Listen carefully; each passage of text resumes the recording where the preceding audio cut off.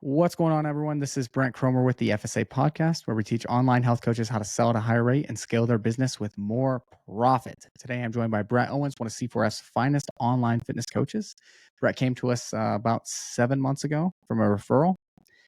Brett was where I know a lot of you guys are that are listening. He was right around that 2K a month mark in his business. He was kind of, I don't know. Tell me if you guys feel like this sounds familiar, but it's like one step forward, two steps back. You sign a client, then someone fails payment, and then they cancel or their program is expired. So he was kind of in that limbo phase for a little while.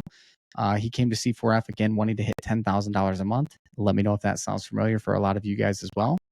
What he was doing kind of leading into working with us, he was just, Brett, I mean, tell me if I'm wrong, but it sounds like you were just working with a lot of free advice, right? Taking some different stuff from some different sales coaches. Is that right? Yeah, definitely. So Brett, and I was there, by the way. I'm sure a lot of you guys are taking a lot of the free stuff, the free guides, the free scripts. And sometimes it helps, sometimes it doesn't, but it doesn't seem to ever really make like a lasting change in the business. Would you agree with that, Brett? Yeah, absolutely. So long story long, Brett came to work with us. He busted his ass in the beginning. I absolutely loved his work ethic. He's always asking questions. He's always implementing. He's always doing exactly what we ask him to. And Brett, how long did it take for you to hit your first 10K month? If I started late July last year, it was sometime in September, I hit 12 or just about 12. So probably right at a month, a little over a month. Yeah. Not bad, huh? Not at all. No. Yeah. I know that first month, you were somewhere. He went from like 2 to almost 7, like 6.5, 7. Then he popped up to 12, and then he just kept, you're steady rolling. How long did it take you to hit your first 20K month?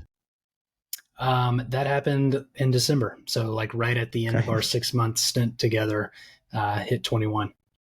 Not bad, huh? Not at all, man. It was probably the most fulfilled I've ever felt since I've started personal training. So yeah. 21K, man, that's no joke. And you've done it all organic. You're not running. We just started ads, right, this month, but like all the way up to that 21,000, from 2 to 21,000, not a single dollar spent on ad spend. Right. Now, I feel like this is going to resonate with a lot of people that are kind of in your shoes, because Brett, I don't know if you know this, but like I get a lot of messages after we interview coaches that are like, oh, this coach hit 20,000, 30, 40, 50, 100. And people are always like, well, what are they spending on ads? That's always the first question. What are they like ads are like this magical bean that you take into your business, and it just like, you can scale to infinity. You didn't spend a single dollar on ads to hit 21,000 in a month. Is that right? That's correct. Yeah. Okay. Take us back. Tell us how. What's your secret, Brett? Yeah. I literally messaged every single person that was on my friends list that wasn't, close family or friends or anything, and used our process that you guys provided for me in the DMs. And every single day I hit 50 people up, not just weekdays, we're doing it weekends and everything too. Trying to crush as many goals as I can, just trying to bring in as many people as possible. Because, there's so many people out there that you've probably talked to day to day that have no idea what kind of pain that they're in, and being able to get them on a call and just talk them through it, and just kind of see, where they're at, where they want to be, and see if their goals align with our process. And sure, it all just kind of worked out. You guys can hear, I'm sure, even if you're listening at like 1.5, 2x, Brett has a very calming, casual demeanor that I admire about him, because it translates very well into his sales. This man can get hit with 20 objections, and it's just the same cool, calm, casual demeanor. And I feel like that translates into you closing a lot of deals. Would you agree, or do you think it's something else? Yeah, I definitely think it helps. I will say, if it looks like I'm not nervous, it doesn't feel that way in here. But yeah, I try my best to come across as even keeled as I can. Yeah, and it's we talked about that a lot on like a coaching call we did this morning, Brett, about how if we're anxious and we're nervous, right, like when we're pitching that price to clients, what do you think they're feeling? They're anxious and nervous as well. So if you start talking fast and you're kind of rambling it off, and then you say 6 different prices, and then that you have, you can change deliverables and do all these different things to get them in. What do you think's going through the client's head? It's just going to be a bunch of information that they can't process, and it's just going to stress them out too. Yep. And stressed out clients, do they buy? Do they usually think things over? They do not. They always have to think it over. Yeah. I've been on both ends, right? Nervous salespeople. This morning I was telling you, I was on a sales call on the receiving end. I think she was a little nervous. And I could feel that, right? You can feel like that pressure kind of start building, whether they want to or not. She wasn't being a high pressure salesperson, but she was creating it through her nervousness, right? Yeah. So that's just one thing I want to point out about Brett. Now, what else do you feel like has kind of played into this, success going from 2 to 21,000? Yeah. I mean, it's just reps, it's like you guys tell us all the time. Like when I started, I had no idea what I was doing. I was terrified to get on a call. There was no real process. Like you said, I mean, it's just, I could only watch so many Jeremy Miner YouTube videos before I realized I need a little bit more help. So, yeah, I mean, I think all in all, it's just getting in reps and doing it more and more, studying, great salespeople, asking questions, learning from people who are, light years ahead of where you're at, where they're at, where you want to be, and take in as much of that information as possible. I agree. When I first got rolling, it was all Jeremy Miner. Listened to a little bit of Bradley. Don't really subscribe to his style a whole lot. If you know me, I absolutely despise Grant Cardone's sales style. I think it's awful. Yeah, I agree. I think it's not only awful, I think it's just very, inauthentic, somewhat abrasive. It's theatrical, I think is the word I'm looking for. Very theatrical, right? Yeah. Don't love his style, but I did listen to a lot of Jeremy Miner, Matt Ryder, studied all their content, Tony Robbins, and it's good. It works like to some capacity, right? It wasn't until because a lot of people know this, like my first sales training, I've had multiple mentors, but my first ever was Jeremy Miner's program. Oh, okay. This was this was 3 years ago now. Did you know that, Brett? No, I had, just from the little bit that I know about Jeremy Miner and NEPQ and all that stuff, I kind of noticed there were a little bit of that kind of mixed in with what you guys do. So I had a feeling, Yeah, he was my first sales training mentorship, and I'll tell you what. I mean, by the way, they have a wonderful product. It doesn't translate super well to fitness without like some key differences, but I would study his stuff so often, and I would maybe close like a few more deals, but it wasn't until I got like that more in-depth mentorship that I just kind of like took off with the sales. Now, when you're kind of piecemealing all these different things together, it created a lot of confusion for me. Did you notice that, Brett, for you? Yeah. I mean, before I started working with you guys, I was stressed out all the time. And I was always thinking about like, how am I going to make bills and how am I going to do this and that? And, and yeah, I mean, I think that all kind of played a part in it too. It's just a lot of information that you need some hands-on help. I mean, if you're just trying to kind of figure this out on your own, it can work up to a point, but eventually you're going to plateau. I mean, like I'm a coach and I have my own fitness coach, right? I mean, it's like everybody could use a little bit of help in all of those aspects. If you're trying to get better at something, and you want to save yourself some time, just hire on a coach. I mean, obviously there's a financial hit at the top of it, but it's only going to make you more money. It's only going to make you better. Exactly. And then y'all's process too has really it helps me just in my own like in life, like not even just in sales, but just communication in general. It helps me articulate better and get my point across better without having to, word vomit everywhere. Talk to me about that. What other areas do you find that benefiting or servicing you?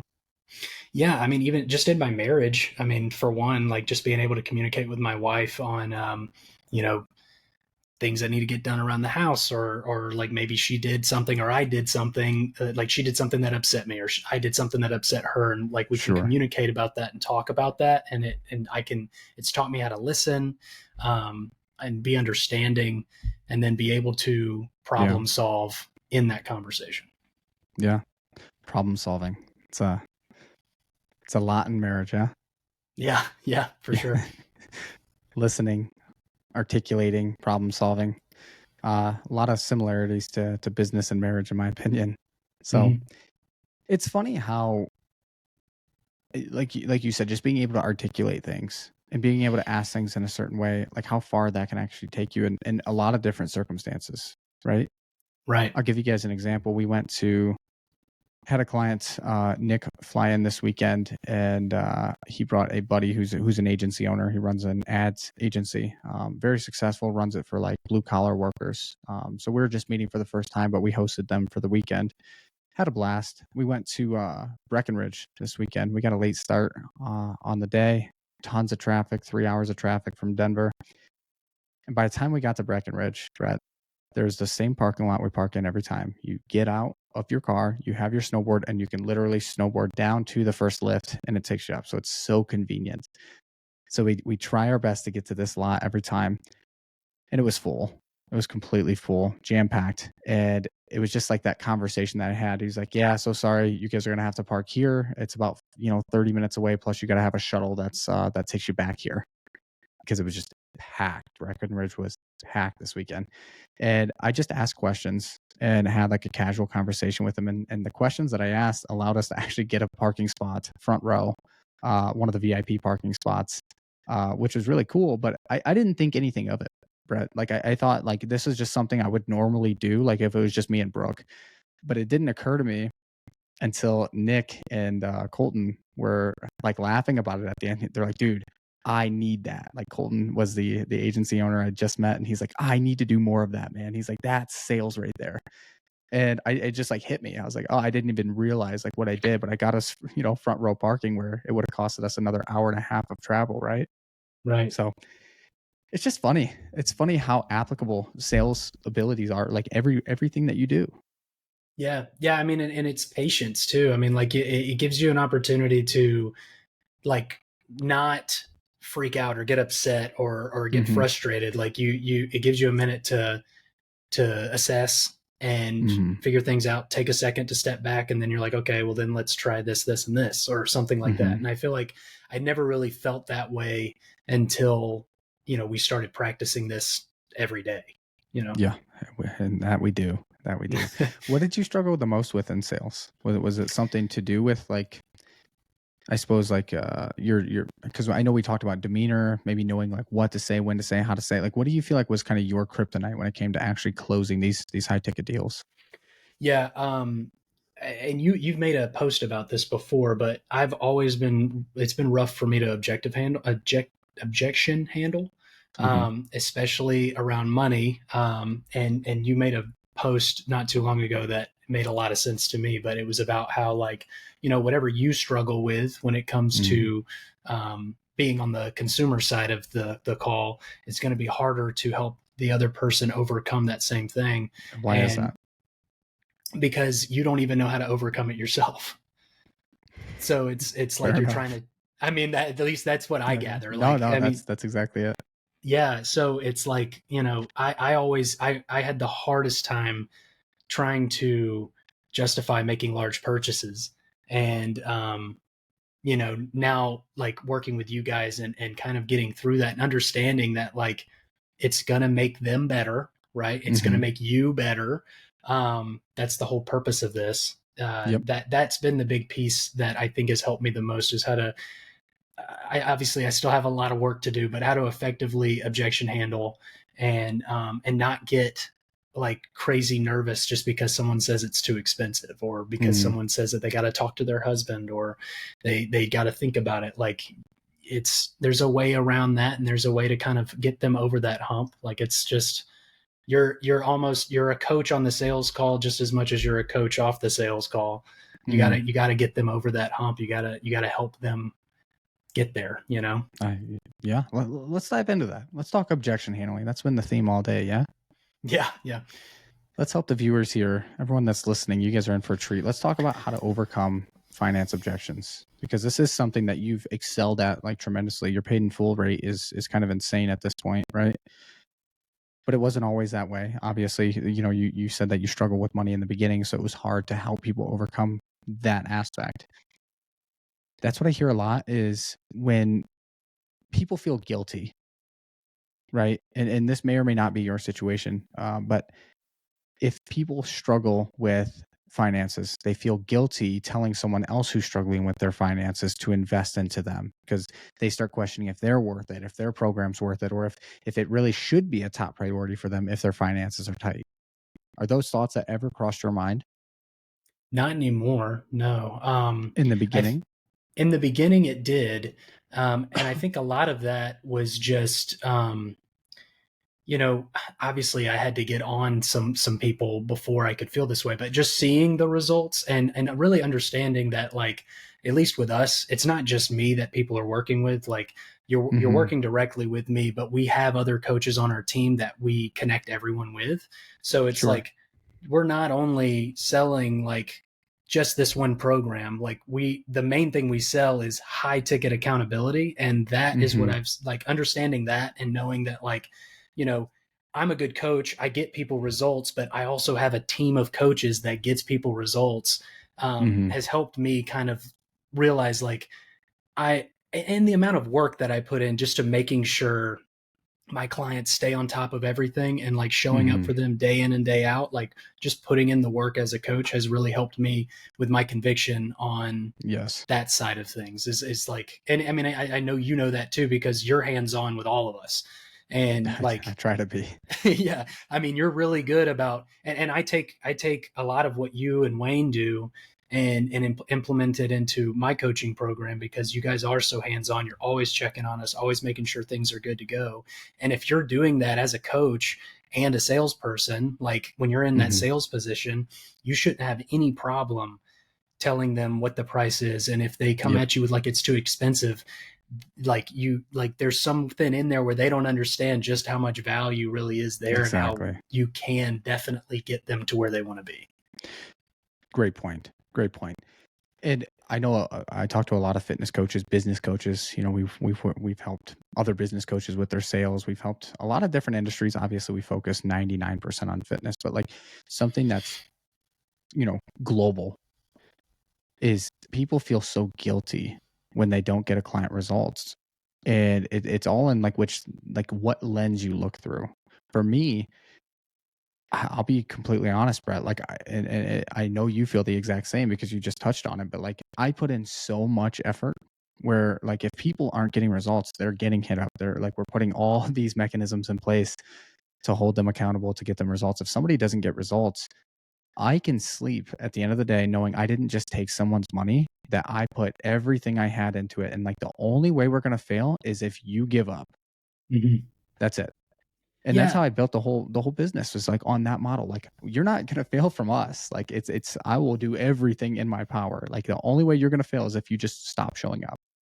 yeah, and I mean, it kind of goes back to just what I was just saying about how it was hard for me to overcome that price objection. Mm-hmm.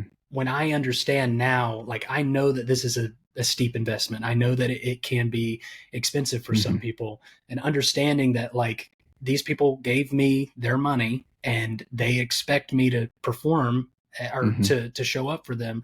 I am going to stop at nothing to make sure that they get the Yep. results they deserve. And again, like you said, I like, it's never, if you're not getting results, you're going to be hearing from me Yes. consistently. Yeah. Yep. If they're not getting results, it should be on them, not you or the process. And Correct.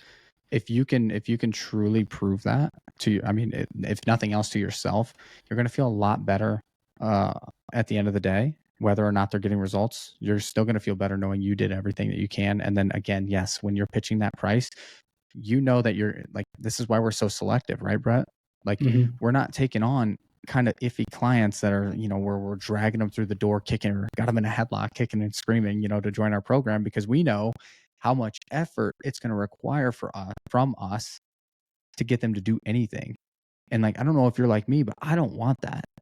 I would much faster turn away somebody's money than to deal with like a hassle client. You know what I mean? Yeah. Yeah. And your conviction in the sale, in like in your next sales call and things, when people aren't getting results, it's gonna be even harder to overcome those objections when your conviction's low because people aren't getting results. So it's like, it's a full circle thing. Yep. You get people good results and you're going to come into calls more confident. There's zero doubt about that. Now let's just let's unpack it, okay? Because we're kind of teasing these guys a little bit, I think. So like we're talking about making all this money, overcoming these objections, doing these things. Let's tell them how, okay? So Brett, like if I tell you the first thing, like you price drop, you tell me it's what, $6,000 to work with you for 12 months? For 12 months, yeah. If I said, whoa, you see my I don't got a whole lot of hair up there, but well, I'm not balding, but anyway, my hair's blowing back, okay? And I'm like, Brett, Jesus, dude, $6,000. What's your initial thought? My initial thought is I want to ask them, like, if is it the value of the program that you like when you say it's too expensive or whatever, the value of the program that is the problem here, or is it what's in the bank? Because those are two very different conversations that we need to have. If the value's not there, then that's going to be completely different than, we can tackle money, no problem. We can figure something out. I've got a lot of different ways of how to make that work. Sure. But when it comes to like having like, if you don't see the value in this, then I did something wrong that we need to address. Okay. Where would you have done something wrong potentially? It could have been the pitch. I mean, it could have been way upstream and just never, like, we didn't break down enough, what their actual problem was or how we could help them with that problem. Sure. It could be any part of that. Like maybe we didn't talk about the cost of inaction, enough that would break them out of that or through that barrier. Sure. But yeah, I mean, it could have been a lot of different things. Okay. So when someone gives a price objection, right away you're asking this or that, like a binary, is it this or, or is it this? Right. Why do you segment it into, why do you give them the option? Well, I mean, I found that like giving them those two options, it keeps me kind of, I know where to go depending on what they say. I mean, it's like, I'm not backing myself into a corner, or if I just leave it open, they're going to hit me with something that I possibly have never even heard of. And then I don't even know what to do there. And just like, okay, well, and then I'm just frozen. And then that, that ruins the call and altogether. So what we're essentially asking is it fear or doubt, or is it logistically difficult to make this work? It's essentially what we're doing, right? Right. Now you're going to handle these two things very differently, aren't you? If it's fear or doubt in the program or the deliverables, or they just don't see the value, or they just don't see this as like a top priority for them, you're going to handle that quite a bit differently than you would if I said, Brett, I have $14 in my account. No chance I can do 6,000. Right. Those are going to be totally different lines of questioning. Right. And that's essentially what we're doing, isn't it? We don't just, if I give you that objection, you're not, I hope, just going to slam me with a solution. Instead of that, what are you going to do? I mean, we need to talk it out. I need to see what the real problem is here, so that I can, I mean, if I don't know what the problem is, I can't give you a solution. If I'm just throwing solutions at you, then they just get stressed out and overwhelmed. And then it's just, it's game over from there. So we need to know exactly what their situation is, right? Right. So I'm going to tell one more story just because it's relevant to both what we're talking about now and it happened this morning. Like I said, I was on that sales call this morning. Wonderful person. She was very nice, but and I was telling you this earlier, Brett. When she started off the call, I knew it was a sales call right away. I was actually under the impression it was for like a high level, like CEO, like networking group that's local to Denver. So I wanted to be a part of something like that, meet with people in person, do all the things, right? They do retreats. And I'm like, yeah, this would be cool. I was under the impression that it was an actual interview. Like that's what it was labeled on my calendar, at least. But I knew it was a sales call within seconds. And do you know how I knew that, Brett? How did you know that? Because she set the stage. Okay. She set the stage. Brent, so happy to connect with you here. Here's kind of how this call is going to go. You and I are going to chat about, where you're at, what you're looking for. I'm going to tell you a little bit about our program and what we do and how we help XYZ people do A, B, and C. And then at the end, we have 3 different options, and you and I are going to go over which one makes the most sense for you. How does that sound? And I was like, oh, for fuck's sake. Yeah. Here we go. Yikes. Right. Not only setting the stage, but also assuming the sale within the first 30 seconds, right? We're going to go over which option's best for you. It's like, how do we know? How do you know without knowing anything about me that this is a good option, right? Yeah. So right away, my alarms are going off in my head because it's like, well, without knowing if she can help me or not, she's already talking about how she's going to pitch me. So do I feel like she has my best interest in mind? No. Probably not. I mean, I would assume not. So that's what's going off right away. We go through and I say, okay, sounds good. And me, I'm instantly taking notes as to like what not to do. And I don't mean that to be rude or pretentious or anything, but it's just like, it's good to study things that don't work so that you can extract that and then make it better. Right.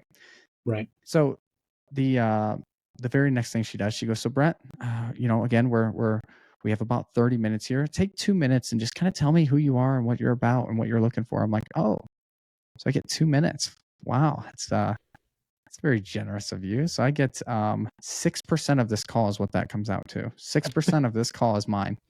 Thank you so much. You're too kind.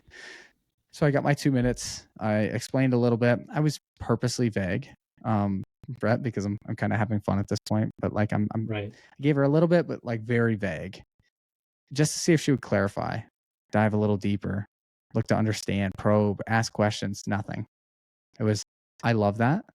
This sounds perfect. This is exactly what we do. Here, I'm going to share my screen. And then it was 20 minutes of presenting and then 5 minutes of pitching. And I'm like, yeah.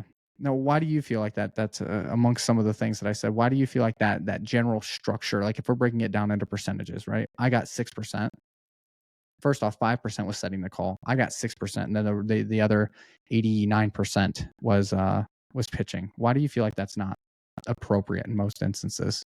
Well, you're not engaged at all. Like after that 2 minutes, I mean, like I was checking emails. That's what I'm saying. Like I would have immediately minimized my screen and just started working on other stuff while she was talking. That's so funny you said that. I was responding to emails, nodding my head a whole lot.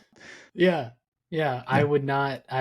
You're not engaged at all, and it's all about them and how they're going to help you. But it's like, how do you even? Again, I mean, I'm going to sound redundant, but it's just like, how do you even know what to do to help if you're not asking those questions? I think one thing I love about C4F2 and just y'all's process is that calls never feel like that. They always feel like I'm a friend talking to a friend, see if I can help.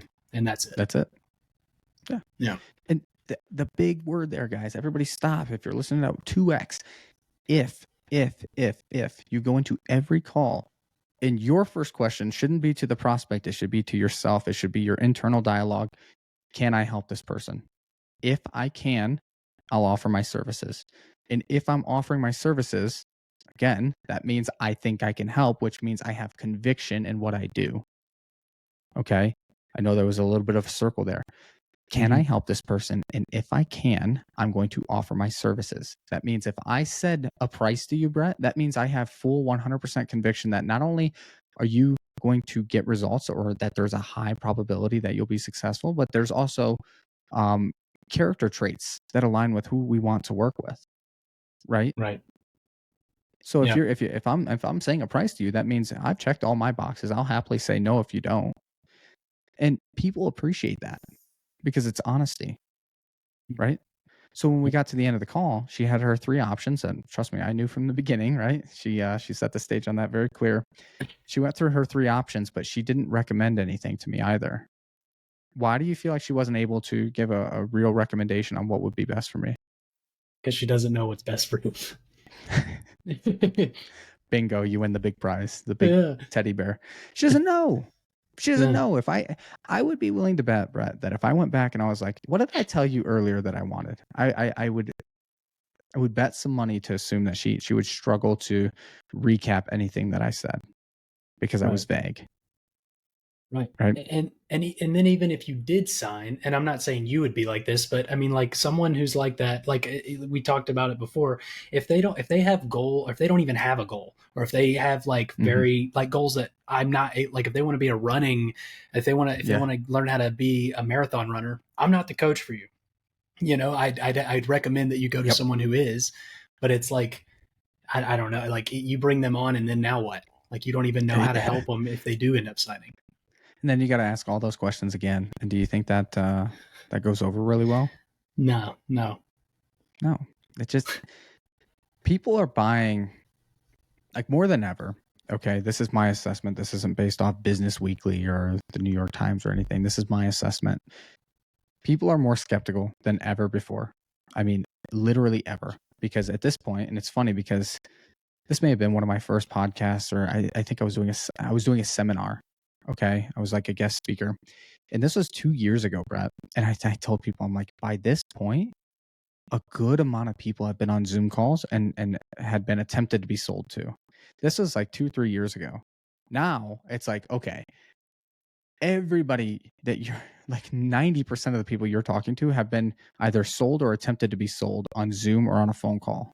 Have you came across people that have said that? Oh yeah, for sure. Yeah.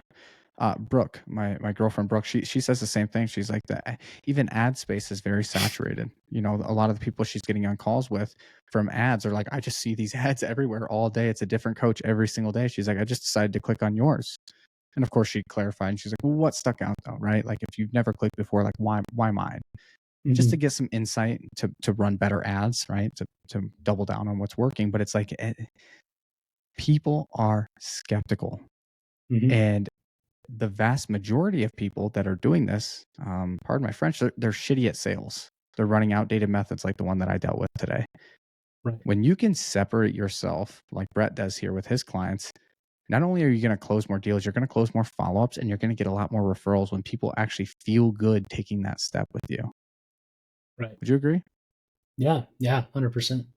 I was listening to our boy Jeremy Miner just talking about those outdated sales scripts and things like that, and how I think a lot of it is just because, like, you know, you think about, I think it was The Art of Selling or one of the older sales books he was talking about. I can't remember, but he was just talking about how, like, nowadays, back then, you had the only connection you had between the customer and the company was the salesperson. And now with social media and all these other things, like people see this stuff all the time and they know that there's a lot of options out there. So going with those old methods of selling, they don't work because, you know, people, like you said, people are more skeptical. People know what you're doing. It's a whole other thing. It is. So, I mean, you're right. It goes all the way upstream into marketing.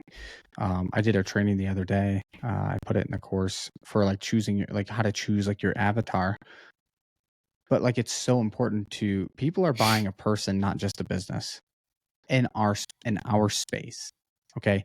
Now, if we're talking banking, like or, you know, investment funds and things like that, of course, you're going to buy a business and you're going to buy a track record and you're going to buy, you know, something, you know, things like that. In our space, though, we're not big, large corporations. We're a service-based company, and a lot of our service so happens to be face-to-face, right? Think about if, let's say you wanted to go to therapy, okay? You're going to choose your therapist very differently than you're going to choose your finance advisor. Right. Would you agree? Yeah. Like my finance advisor, I don't care.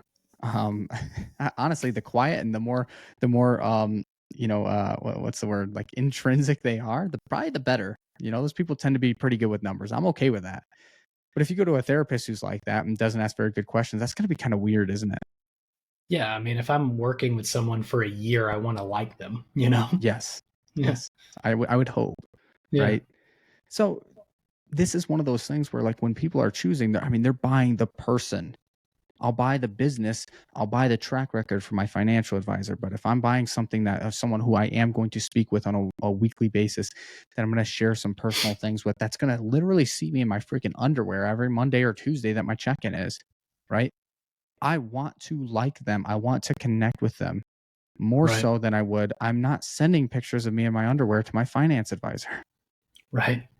So we have to be conscious of this when we're going, like, the more personable you are, the better it's going to be. And if you're coming off as a douchebag or arrogant or very pushy, or like you have one intention on your call, people aren't going to buy. And then they're going to also tell people to stay away from you. That's not good for small businesses. Yeah. Yeah. Absolutely. Not ideal, Brett. Not ideal. Not ideal. So talk to me about, obviously you worked with C4F. I remember distinctly, you had to talk to your wife. Okay. Brett gave us not a spouse objection, but it was mentioned on the call. Okay. What was her impression of you investing into coaching? Was she like the rah pom-poms, or was she like, Brett, what the hell are you thinking? I think at first she was a little skeptical. She was, she didn't really understand what this was. And, I'd looked at a couple of different folks. But when I got on the call with Wayne, and Wayne is very much like, I'm not really here to sell you anything, man. I'm just here to talk it out, see what's going on, and if we can Wayne help, could not care less yeah, about it. right. So he, but one thing that helped was, like, we talked, and he gave me the Zoom recording to show to my wife. I went over it with her. It was less about, like, obviously I needed to run it by her because she was going to school, and, like, we didn't have, we had a specific amount of money that we had to hold on to and all that. But, like, after watching your guys' content and going through all that stuff, I was like, I want to do this. And she was like, or I basically was like, I'm gonna do this. I need to know, like, what you're thinking budget wise that we can make work. And after initially she was still a little bit nervous, but once she saw, I think you tagged me in a Facebook post about, C4F and what you guys do. She's a nurse, you being working in the medical field, really helped kind of pull her back in. And then, of course, like the deliverables and, like, all the things, like, you guys immediately got started. Like, we immediately got started working. I got to show her everything that you guys had in store for me, the course. She saw me on calls. She saw my numbers go up. And now it's like, not only is she fully confident in you guys. I mean, we just re-signed, and that was like, that wasn't even a question. Yeah, that was just a text. Yeah, really. And then, but not only that, but she trusts me now to make these kinds of decisions and know that I have our best interests at heart. So it's like, it's really not only, it's not really, like, the conversation's a lot easier to have when I'm investing, like, a lot of money, when we talk about ads and we talk about, new cameras and new stuff like that. She's like, I understand, like, you've got it covered. So she gets it. That's really cool. I never even thought about, like, that aspect of things, is like building the track record with your spouse, because, like, at the end of the day, like, of course it impacts both of you, but now that she has that trust that you're doing the thing, you're putting in the work, you're seeing the results, I think that's really cool. Yeah. I always like to ask. Oh, go ahead. Okay. I always all right. I was just going to say, I always like to ask, like, if there was a spouse involved that was ever skeptical, I always like to know how they feel by the end of it, because the last thing I ever want is spouses to be upset or still skeptical. So I'm glad that she came around. Yeah, I was just going to say that, it's kind of the same thing as, like, what we were talking about with clients, is like, yeah, she let me make this investment, and then I had to show her, like, I'm putting in the work. I'm not letting this just, like, I'm not going to spend this kind of money and then just like let it go. Like, I'm doing the thing. So that helped her kind of gain that trust in me with our finances and things like that. And it all just worked out. I dig that. I dig that a lot. And, it's not an easy thing for people who aren't in the space. Like, again, I can appreciate this because I was a nurse. So, like, I didn't know about this space at all until I heard a friend that was an online fitness coach that was doing like $400K a year. And I was like, I was doing organ recovery, and it wasn't bad money. It was like low six figures, but I was like, you're doing what for how much? So a lot of spouses, when they hear kind of like that price tag in the beginning, they're like, well, you want to do what? So it's not an easy thing to digest until you get into the space and like you see the potential that's out there. You see the money that's being made. It's fascinating. It really is. Yeah. And I mean, it's just like what we've talked about a million times with sales objections being spouse and stuff. It's like they don't really, the other person maybe has never talked to their spouse about how they feel and about the stuff that they opened up to you about. So, of course you're going to see that a lot, but when they do know like exactly how you're feeling and what the problems are and how this is going to fix that, they're more on board. But let's fast forward now, because you mentioned this earlier in the call, when you can't overcome your own objections, right? How can you help someone else do it? But you've done that. I mean, you've quite literally put yourself in a position to have had a spouse, we'll call it an objection, right? A concern, money. You mentioned that you guys had a specific budget for what you could spend, and then you had to run it past the wife. So now you've conquered both of those things in your life. Do you feel like you're better fit to now walk somebody else through that because there's, a bit of congruence? Would you agree? Yeah, absolutely. Yeah.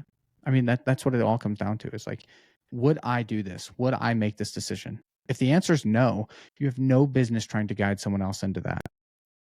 Zero. Right. But if you've actually done it, it's a lot easier because you have a little bit more conviction, right?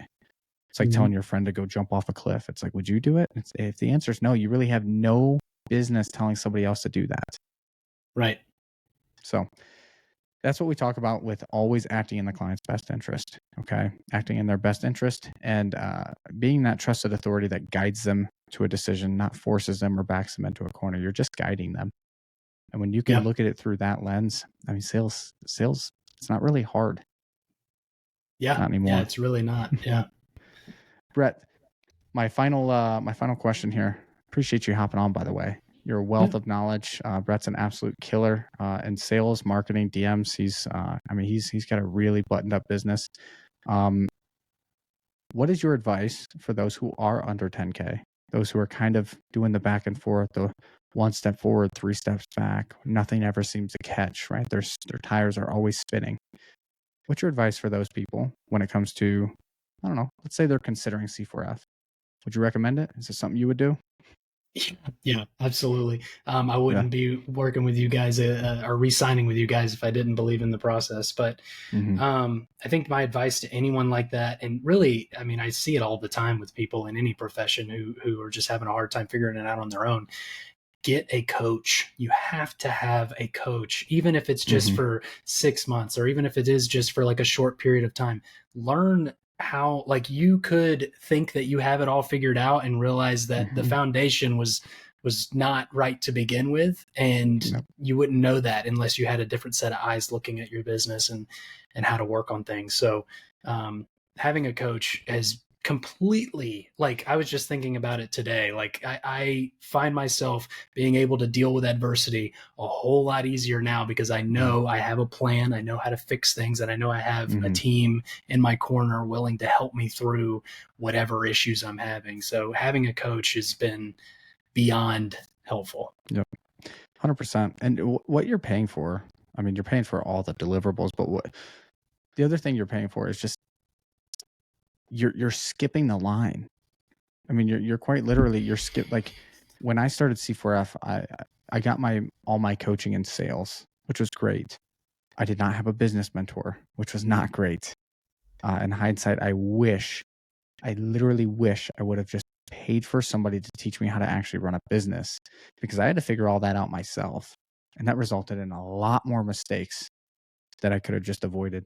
And those mistakes are usually more costly than the program. Almost always. 100%. 100%. So you're paying for experience. You're paying for, again, skipping the line. All the people that are waiting in line. I don't know if you've been to Cedar Point or amusement parks. A lot of these businesses are just waiting in line to make their next mistake, and you just get to walk right past. So it's a beautiful thing when you invest with the right mentor. If you guys are curious, I'm going to give a little shout out to AJ Morton there with the Fit Pro Mentorship Review. Him and I have been working together for a little while. We're one of his trusted mentors. Join the group, Brett. You're in the group, yeah? Yeah, I think I promoted you guys over on his page. Love that.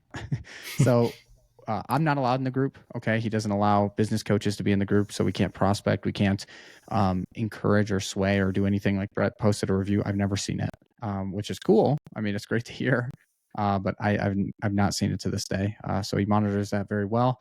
Great person. His whole his whole business model is to connect people with the right coach. Okay. So that may be me. That may not. That might be someone else, a quote unquote competitor. It doesn't bother me a bit so long as you get the help that you're really looking for. So if you guys have any questions, if you want to learn more about us and C4F, obviously Brett is an excellent resource, but the Fit Pro Mentorship Review Facebook group is another wonderful place to get connected with a business coach. Brett, where can people find you? Yeah, I am at Coach Brett Owens on Instagram and Brett Owens on Facebook, or Coach Brett Owens on Facebook. Got a couple pages over there. Beautiful. Brett is an excellent coach. They run a wonderful business, him and James. So if you guys need any help, if you guys are looking, Brett mentioned earlier, he's got a coach himself. I've had a fitness coach pretty much around the clock for the last couple of years. I think I have a marketing coach, a business coach. I keep a lot of coaches in my corner. So if anybody is a fitness coach out there looking for some extra help, Brett just might be your guy. What do you think, Brett? Yes, sir. I'd be happy to do it. All right. So reach out to him, follow him on social media. And again, that is what? Brett Owens on IG? Coach Brett Owens. Coach Brett Owens on Instagram, the guy with the red behind his background. I dig the background there, Brett. Yes, all right, sir. guys. Have a wonderful day. Hope this was helpful.